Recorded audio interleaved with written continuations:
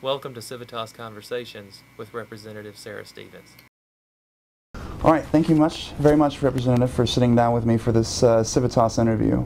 Thank you for having me. The purpose of this interview is to sort of raise the profile of state politics. So we're talking with legislators and asking them a little bit about their districts, about the history, any sort of anecdotes, anything that would add to our understanding of the culture of North Carolina. And then we're just going to approach a few relevant political issues. So if you wouldn't mind just telling me a little bit about your district. Well, I was born and raised in Surry County, so I'm a little prejudiced that it's the greatest place on earth. And I was born and raised in Mount Airy.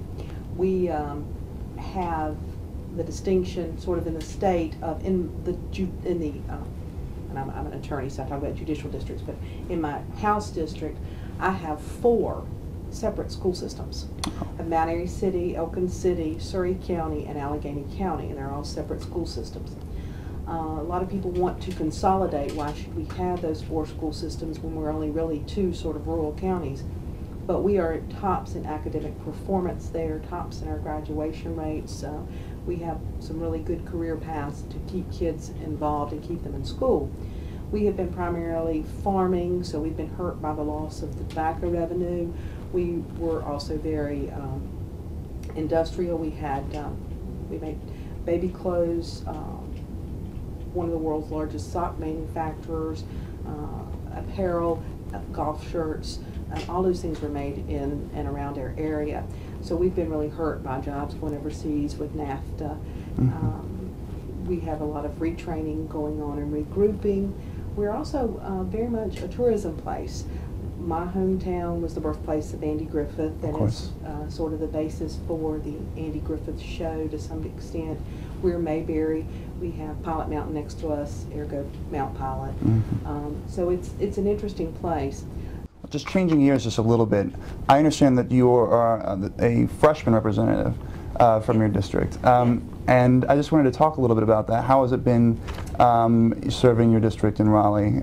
What's the general culture of the General Assembly? What were your first impressions? And are you enjoying your position here? I assume that you are if you're going to continue on here.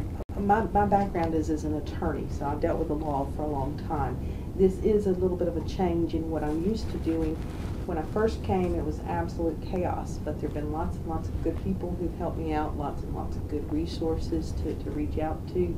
I've enjoyed reaching out to Civitas and the John Locke Foundation and the various think tanks here. In addition, there's lots of people here who will help us with research and bill drafting, and other representatives are absolutely amazing. We all bring to the table a little bit different skills.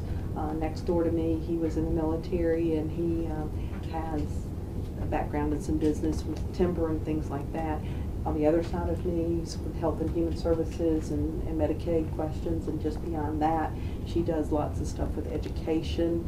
I'm in Justice and Public Safety and Corrections, so whenever we have a question that the other one knows the answers to, we just simply go and say, can you help me? Interesting. So you sort of pull your resources? So we really pull the resources, and that way we're able to concentrate on the areas we know about and still have someone we can go to when this other question arises. Well, changing gears once more, I would sort of like to open a brief discussion about some of the bills that you were involved in, co-sponsoring and sponsoring. Sure.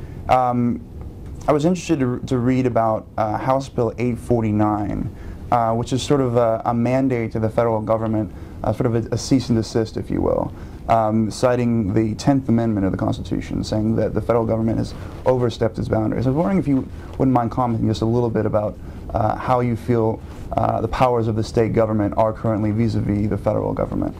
Well, I do believe in the philosophy that government is best which governs least, and government which has to govern is best closest to the people.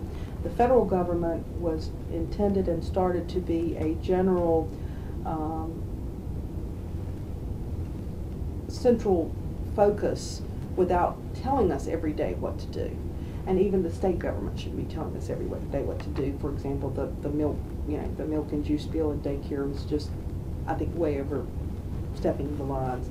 But the federal government is intruding more and more into our lives between the health care bill, and I don't think they have any authority in the health care area, between telling us that, what we can do and decide about abortion, marriage, all these things.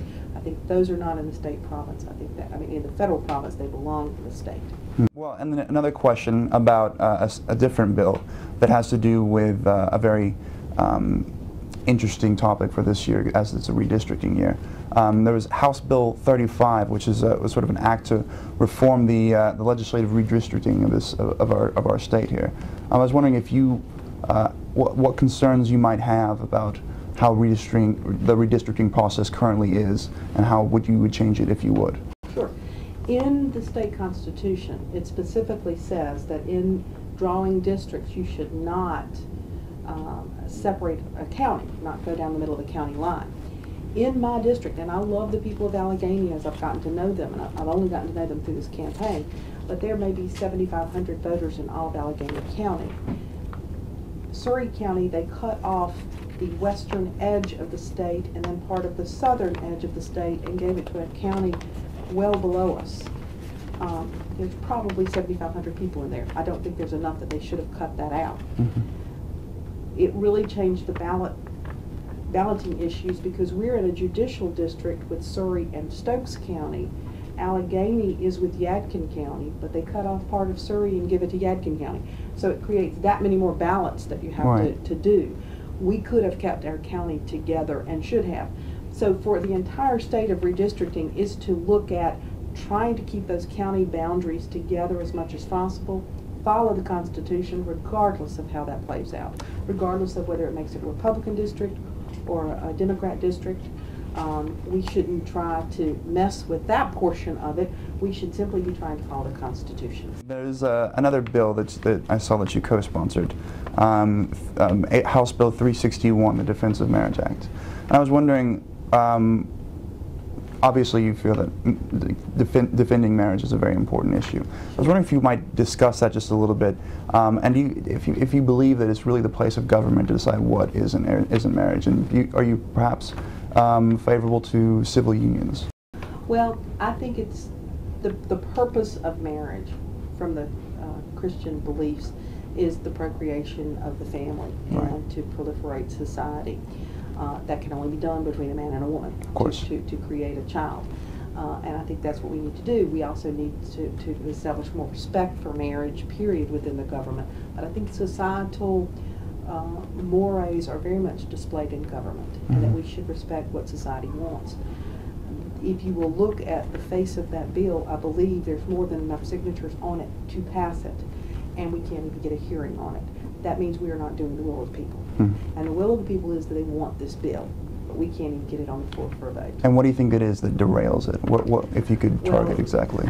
The Speaker has made it clear that he doesn't want it heard, and then he'll refer it to a committee with sort of instructions to let it die there.